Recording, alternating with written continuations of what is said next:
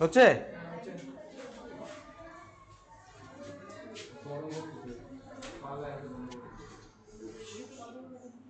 হরি ওম, নমস্তে। সংস্কৃত পাঠে সর্বেষাং স্বাগতম। তো প্রিয় ভাই বোনেরা, আজকে আমি নিয়ে আসলাম বনবতা গুহা এই গদ্যাংশটির শেষ পর্ব, অর্থাৎ পার্ট 7। তাহলে এর আগের যে পার্ট ছিল সেখানে আমরা কি দেখেছিলাম, যে অলিভার বা মন্ত্রটি পাঠ করার পরে বা পদ্ম মন্ত্রটি পাঠ করার পরে একটি গুহার দরজা বা গুহার দ্বার দেখা দিয়েছিল। কিন্তু ভিতরে আজকে এই পর্বের মাধ্যমে জানবো যে গুহার ভিতরে অলিপূর্বা কি কি পেয়েছিল বা কি দেখেছিল বা কি হয়েছিল। আজকে আমরা এটি পড়ব। তোমাদের মনে আছে? মনে আছে এর আগের দিনের কথা, যেদিন আমরা কি পড়ছিলাম? পার্ট 6, তাই না? মনে আছে তো? তো ঠিক আছে, পছন্দ সর্বে ডিজিটাল বোর্ডে অধিকম মা বদতু নচেত অহম দণ্ডয়ামি।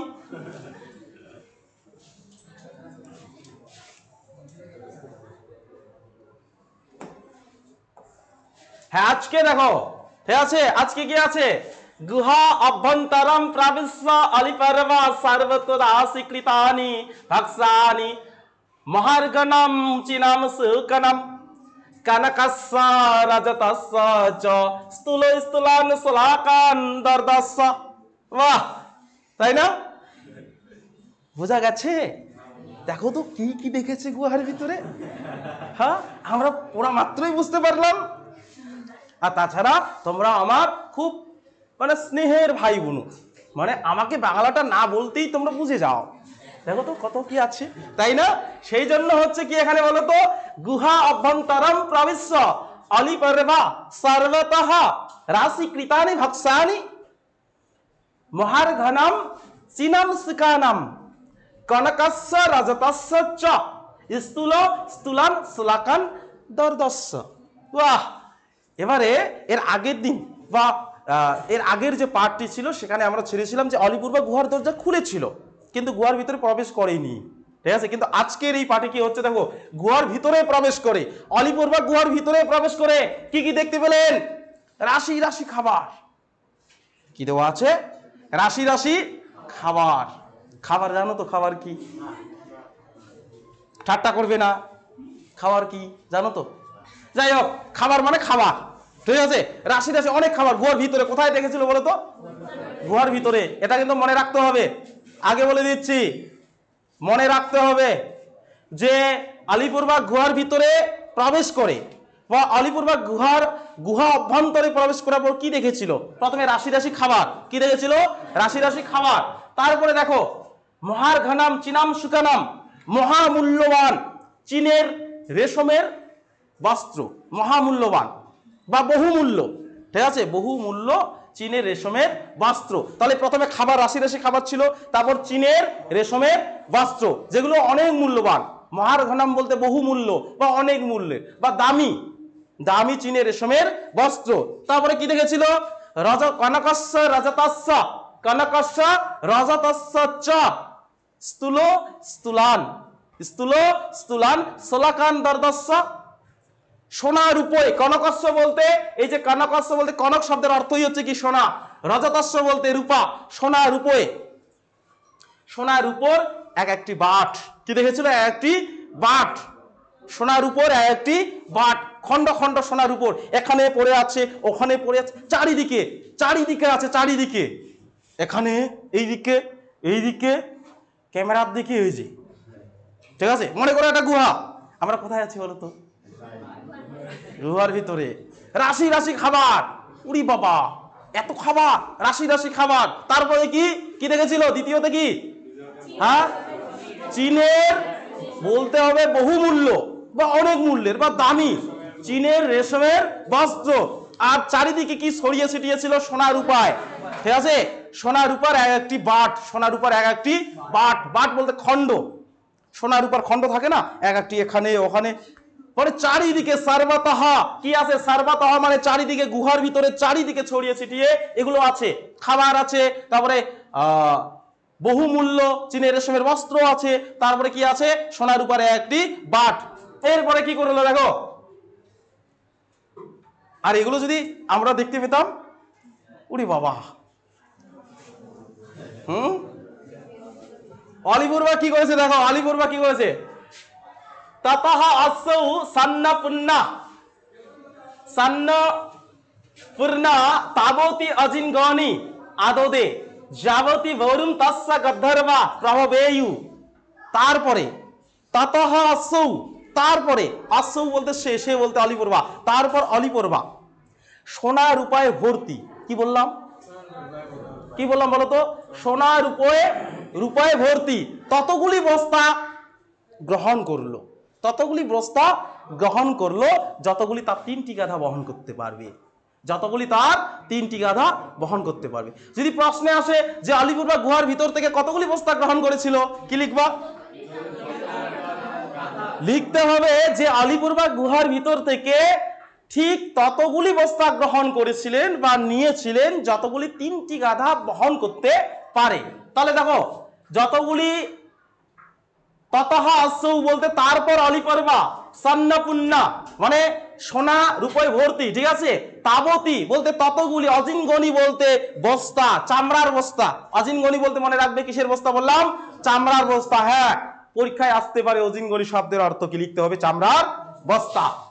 আদতে বলতে নিল, হাতে নিল, ঠিক আছে।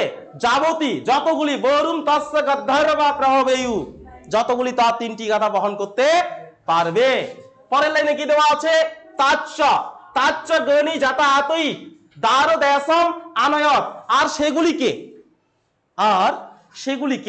যাতায়াতই বলতে আর সেগুলিকে যাতায়াতই বলতে এইদিকে আনে। এইদিকে ধরে নাও দরজা আছে না, আমার বেরোনোর দরজা কোনটা? এটা তো, এটা গুহার ভিতর মনে করো।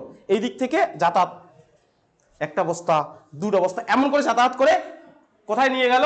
গুহার দরজার সামনে। কোথায় নিয়ে গেল বলো তো? গুহার দরজার সামনে। এখানে বোঝা যাচ্ছে না গুহার দরজার সামনে কেন আসলো, কারণ অলিপূর্বা ভিতর থেকে নিয়ে আসতেছে। কোথা থেকে নিয়ে আসতেছে? ভিতর থেকে। সে যদি বাড়ির দিকে নিয়ে যায় বা সে নিবে, তাহলে কোন দিকে আসতে হবে? গুহার দরজার দিকে আসতে হবে। সেই জন্য সেগুলি যাতায়াত করে, সব বস্তা তো একেবারে নিয়ে আসতে পারবে না। সেজন্য বলছে যাতায়াতই দ্বার দেশম আনয়ত। তাচ্চ বলতে সেগুলিকে বা সেই বস্তাগুলিকে, সেই কি চামড়ার বস্তাগুলিকে অলিপূর্বা যাতায়াত করতে করতে গুহার দরজায় নিয়ে আসলো। তারপরে কি হয়েছে? অতঃ বিবৃতি মন্ত্রেণ দ্বারম বিবৃত তাগনি নিষ্কাস্য রাসব পৃষ্ঠান আরপ্প কাষ্টই ছাদয়ামাস। তারপরে দেখো, তারপরে যাতায়াত করে যখন নিয়ে আসলো, তারপর কি হয়েছে? দরজা খোলার মন্ত্র পাঠ করেছে। ভেতর দিকে পাঠ করতে হবে না, মন্ত্র পাঠ করেছে। পাঠ করে কি করলো? সেগুলিকে, সেই বস্তাগুলিকে বাইরে নিয়ে আসলো। বাইরে নিয়ে আসার পরে কি করেছে? রাসব পৃষ্ঠান আরপ্প বলতে গাধার পিঠে চাপিয়ে দিল। কার পিঠে? গাধার পিঠে চাপিয়ে দিল। আচ্ছা, অলিপূর্বার গাধা ছিল না ঘোড়া ছিল? হ্যাঁ, গাধা। যে ঠাট্টা মারছো না, দেখো কি হয়।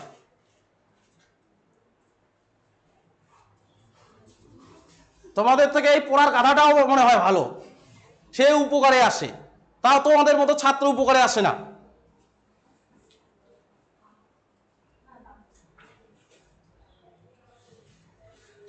কি বললাম? তাহলে কি করেছিল? বস্তাগুলিকে গাধার পিঠে চাপিয়ে দিয়েছিল। কিসের পিঠে?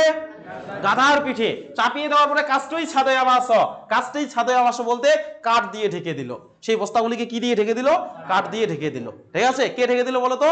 অলিপূর্বা। তাহলে অলিপূর্বা সেই বস্তাগুলিকে গুহার দ্বার দেশে নিয়ে আসার পরে গুহার দরজা খোলার মন্ত্র পাঠ করলো। পাঠ করার পরে কি করেছে? সেই বস্তাগুলি 3টি গাধার পিঠে চাপিয়ে দিল। চাপিয়ে দেওয়ার পরে কি করেছে? কি দিয়ে ঢেকে দিয়েছে?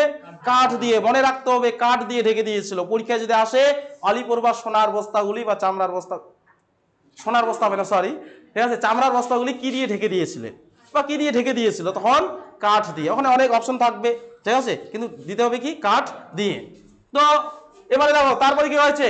তাতহ আসৌ সংবৃতে মন্ত্রম ব্যজহার দ্বারম চ সাবতি সংবৃতম। তারপর অলিপূর্বা সংবৃতি মন্ত্র বলতে বন্ধ করার মন্ত্র পাঠ করলো। গুহার দরজা বন্ধ করার মন্ত্র পাঠ করলো বা ব্যবহার করলো। আর দরজাটিও সপতি সংবৃতম মানে আপনা আপনি বন্ধ হয়ে গেল। দরজাটিও কি হলো? আপনা আপনি বন্ধ হয়ে গেল। এরপরে দেখো কি হয়েছে? ততঃ অয়ম দ্রুততারম ক্রামন নগরম নিবৃত। কি আছে? ততঃ অয়ম দ্রুততারম ক্রামন নগরম নিবৃত। এরপর অলিপূর্বা খুব তাড়াতাড়ি নগরীর দিকে প্রস্থান করিল, নগরের দিকে প্রস্থান করিল বা নগরের দিকে রওনা দিল। এই হচ্ছে তোমাদের পড়া, এই হচ্ছে তোমাদের পড়া। তো এই পাঠের মাধ্যমে বা এই কটি পাঠ, পার্ট 7-এ আমরা হচ্ছে বনকথা গুহা যে গদ্যাংশটি আছে, ঠিক আছে, এটি শেষ করলাম। আর আমার প্রিয় ভাই বোনদের বলবো, যারা দ্বাদশ শ্রেণীতে পঠন পাঠন শুরু করছো, যারা আমার এই ভিডিওটি দেখছো, আমি এ কারণেই পড়াটা পাঠ পাঠ করে পড়াইলাম যাতে তোমাদের ভিডিওটি দেখতে সুবিধা হয় আর তোমরা বুঝতেও পারো।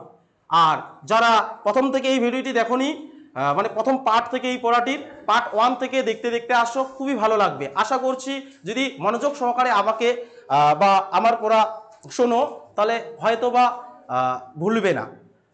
তো ঠিক আছে, যদি আমার পড়া ভালো লাগে অবশ্যই হরিওম লিখে সেন্ড করবে কমেন্ট বক্সে। তো দেখা হচ্ছে অন্য একটি ভিডিওতে, ততক্ষণ সবাই সুস্থ স্বাভাবিক থাকবে। কি বললাম? সুস্থ স্বাভাবিক থাকবে, কারণ পঠন পাঠনের জন্য সুস্থ স্বাভাবিক থাকা অত্যন্ত জরুরি। ধন্যবাদ।